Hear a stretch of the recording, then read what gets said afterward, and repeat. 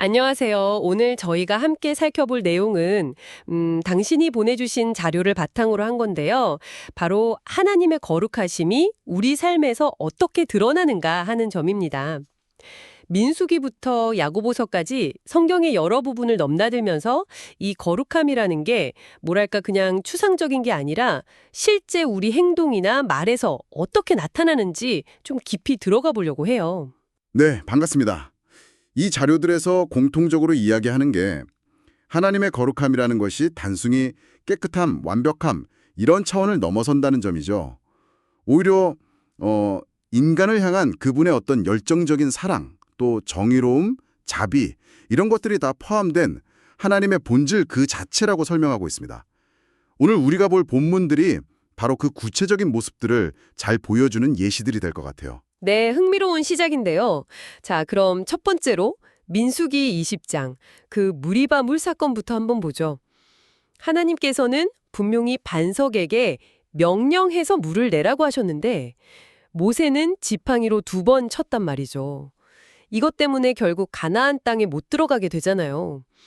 이게 그냥 단순한 실수나 화를 못 참은 것 이상의 의미가 있다는 거죠. 바로 그겁니다. 하나님께서 직접 내 거룩함을 나타내지 아니하였은즉 이렇게 지적하신 부분이 핵심인데요.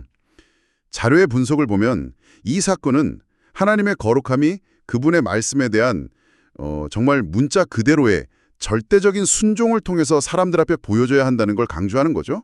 그러니까 모세의 그 행동, 불순종이 결과적으로는 백성들 앞에서 하나님의 영광, 그분의 거룩함을 가려버린 행위가 되었다는 해석입니다. 아, 그러니까 리더의 행동 하나가 하나님을 어떻게 보이게 하는지에 직접적인 영향을 준다, 이런 말씀이시군요. 와, 정말 무게감이 느껴지네요. 근데 순종만 있는 건 아니죠. 우리가 힘든 상황, 고난 속에서 어떻게 반응하는지도 중요하게 다루는 것 같아요. 다윗의 시편들이요. 네, 맞아요. 시편 58편, 59편 같은 경우인데 다윗이 사울에게 쫓길 때 쓴 시들이죠. 여기서 자료가 흥미롭게 보는 건 다윗이 그냥 나 억울하다, 저 사람 벌 달라 이렇게만 하지 않는다는 거예요. 오히려 자신의 정당성이나 상황 판단을 하나님의 공의로우심에 딱 맡기면서 기도를 하죠. 이걸 자료에서는 악을 심판하고 의인을 보호하시는 그 하나님의 거룩한 성품 자체가 드러나기를 간구하는 태도, 이렇게 보고 있습니다. 아, 그렇군요. 그러니까 개인적인 복수심보다는 뭐랄까 더 큰 차원에서 하나님의 정의가 실현되기를 바라는 기도다, 이렇게 해석하는 거네요? 네, 그렇죠. 단순히 내 감정을 푸는 걸 넘어서서 하나님의 그 거룩한 통치가 이루어지기를 바라는 마음이 담겨 있다는 분석입니다. 자, 그럼 이제 순종과 기도를 봤으니까 조금 더 공동체적인 차원으로 가볼까요? 이사야서의 메시지인데 특히 그 9장 후반부부터 10장 초반부요. 여기서는 하나님의 심판 경고가 오히려 그분의 거룩함을 드러낸다고 말하거든요. 좀 강렬하게 들릴 수도 있겠어요. 네, 이사야는 당대 이스라엘 백성들의 죄악, 특히 사회적인 불의나 교만 같은 것들을 아주 강하게 지적합니다. 자료는 여기서 그의 진노가 돌아서지 아니하였고 그의 손이 여전히 펴졌느니라. 이 표현이 반복되는 것에 주목해요. 이 반복을 통해서 죄를 용납하지 않으시는 하나님의 단호함, 그분의 공의로움, 바로 그것이 하나님의 거룩하심을 보여주는 방식이라고 설명하는 거죠. 때로는 이렇게 좀 무서운 심판이나 징계를 통해서라도 하나님은 당신의 백성을 깨끗하게 하시고 또 당신의 거룩함을 지키신다는 겁니다. 와, 하나님의 거룩함에는 정말 그런 엄중한 공의의 측면도 분명히 있다는 거네요. 자, 그럼 이제 마지막으로 우리 일상과 가장 가까운 이야기로 넘어가 보죠. 바로 말입니다. 야고보서 3장이죠. 혀의 힘에 대해서 경고하잖아요. 맞습니다. 야고보서에서 작은 불이 얼마나 클 산을 태우는가 이 비유를 들잖아요.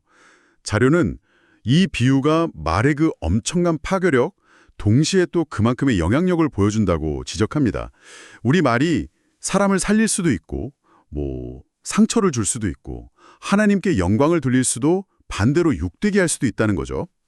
그래서 신자의 말, 우리의 언어 생활은 단순히 개인적인 덕목의 문제가 아니라 하나님의 거룩하심을 세상에 보여주는 어쩌면 생명의 도구가 되어야 한다, 이렇게 강조합니다.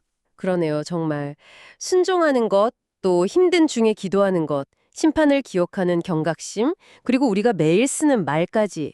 오늘 쭉 살펴본 걸 보면 하나님의 거룩함이라는 게 저 하늘 위에만 있는 게 아니라 우리 삶의 아주 구체적인 자리들 속에서 나타나는 거군요. 네, 바로 그 점이 이 자료들이 공통적으로 이야기하는 핵심인 것 같습니다.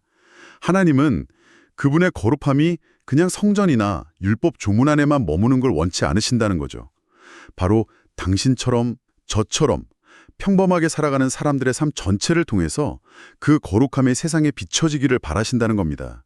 그리고 아시다시피 우리는 이미 그리스도 안에서 그 거룩함으로 부름받은 존재들이고요. 자, 그럼 이제 오늘 나눈 이야기들을 한번 당신의 삶에 적용해 볼 차례인 것 같습니다.